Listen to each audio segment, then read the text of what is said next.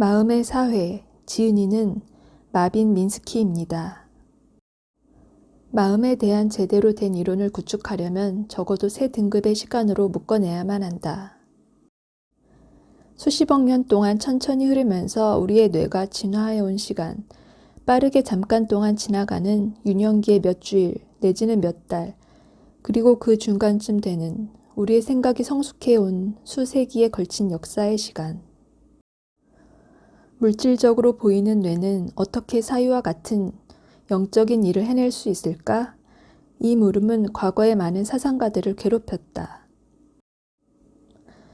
사유의 세계와 사물의 세계는 너무나 동떨어져 있어 어떤 식으로도 서로 작용할 수 없는 것 같았다. 사유가 그 밖의 모든 것들과 전적으로 다른 것처럼 보이는 한 출발점을 찾을 길이 없는 듯 했다. 당신이 말을 하는 동안에도 이러한 절차들이 일어나는데 그 절차 중 어느 것도 많은 생각을 필요로 하지 않는 것처럼 보인다. 그러나 당신이 그 절차들을 생각하게 되면 오히려 말하기 자체가 안 된다. 어떠한 종류의 행위자들이 낱말을 선택해서 당신이 의미하고자 하는 것들을 표현할 수 있도록 하는 걸까? 그 낱말들이 어떻게 배열되어 어구와 문장을 형성하며 어떻게 각 낱말이 다음 말로 연결되는 걸까? 당신의 마음 내에 어떤 행위 기구들이 있어 당신의 말함이 순서를 따르게 만들며 또한 당신이 그 말을 누구에게 했다는 것을 되새기는 걸까? 당신의 말을 듣는 사람이 방금 새로 들어온 경우 외에 당신이 했던 말을 계속 되풀이한다면 당신은 얼마나 바보 같을 것인가? 정상적인 모든 사람들의 마음에는 의식이라 일컫는 어떤 절차들이 있는 모양이다. 우리는 대체로 그 절차들이 마음속에서 무엇이 일어나는가를 알 수 있게끔 하는 것으로 여긴다. 그러나 자각에 대한 이러한 일반적인 평가는 그다지 받아들일 만하지 않다. 왜냐하면 우리가 의식하는 생각을 일으키는 것에 대해 알려주는 것이 거의 없기 때문이다. 나는 천재가 되는데 뭔가 한 가지가 더 필요하다고 추정한다. 돋보이는 자질들을 축적하기 위해서는 효과적으로 배우는 특별한 방법이 필요한 것이다.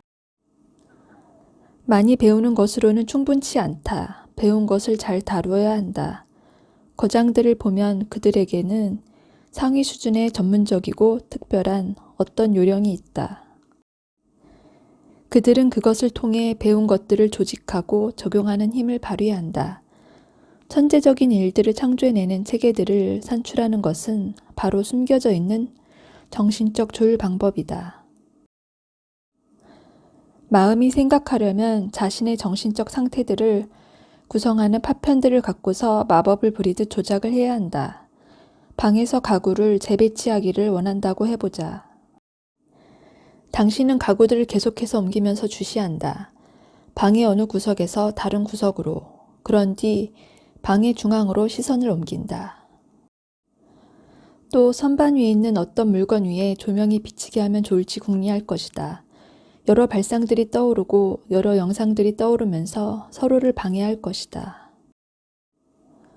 어느 순간에는 당신의 온 마음이 하나의 세부 사항에 집중되는 것 같기도 할 것이고 다른 순간에는 당신의 온 마음이 처음부터 왜 그 방에 관해 생각하고 있는가에 머물 수도 있을 것이다.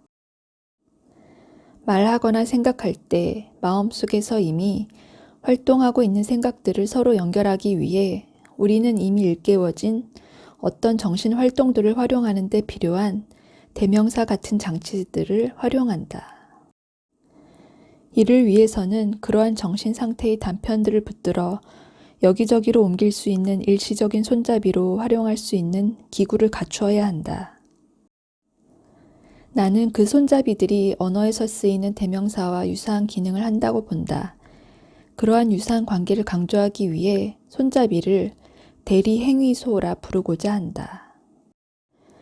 암은 진정 무엇을 의미할까? 메리가 세상에 대한 어떤 질문에 대해 실제로 어떤 실험도 하지 않고서 대답할 수 있다고 가정해보자. 그때 우리는 메리가 세상에 관한 그 일들을 한다는 데 동의할 것이다. 그러나 당신에게나 나에게 있어, 잭이, 메리는 기하학을 안다 라고 말하는 것을 듣는 것은 무엇을 의미할까?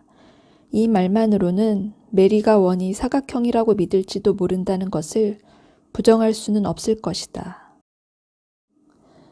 보통의 아이들은 동일한 종류의 물리적인 대상들을 인식하게 된다. 이는 인간의 마음이 대상에 관한 개념을 타고나기 때문일까?